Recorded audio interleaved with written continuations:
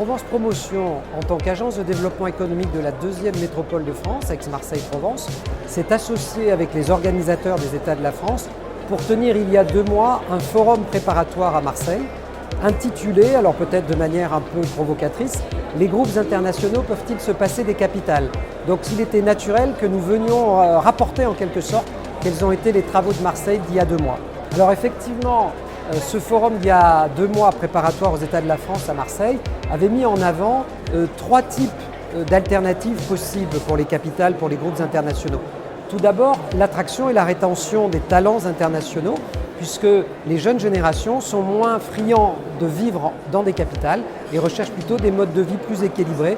Et la France est riche de métropoles très différentes et qui peuvent offrir ce cadre de vie, y compris d'ailleurs à des talents étrangers. Le deuxième point, c'est la transition digitale, avec cette pénurie de recrues qui nécessite de former des populations qui auparavant n'auraient pas été ciblées pour ce type de métier. Et là aussi, en se rapprochant du terrain, en allant dans des territoires qui sont moins courus par les recruteurs, on a des ressources. Parmi des jeunes qui se sont peut-être éloignés de l'emploi, mais aussi parmi des gens qui sont avancés dans leur carrière, mais qui ont peut-être envie d'être reconvertis. Et alors, dans le cas d'Aix-Marseille notamment, nous avons 3 campus professionnels du numérique en construction qui accueilleront 20 000 de ces publics.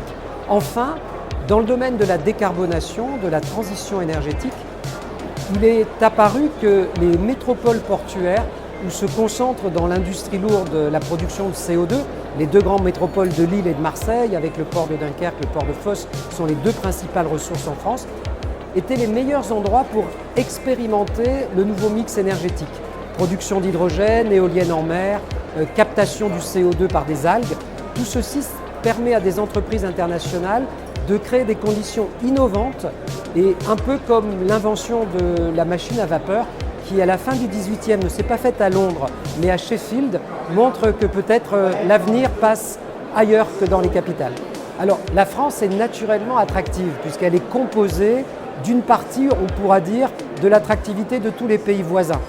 On peut avoir la force industrielle de l'Allemagne, le sens du négoce du Benelux, la créativité des Italiens, le sens de la fête des Espagnols. Donc finalement, on est cette concentration-là qui nous permet d'offrir à peu près toutes les diversités qu'une entreprise internationale va rechercher en Europe. L'Europe, c'est la diversité, mais c'est compliqué de goûter à cette diversité en un point central. La France est vraiment, de ce point de vue-là, la meilleure offre pour avoir accès d'un seul point à toute la diversité européenne.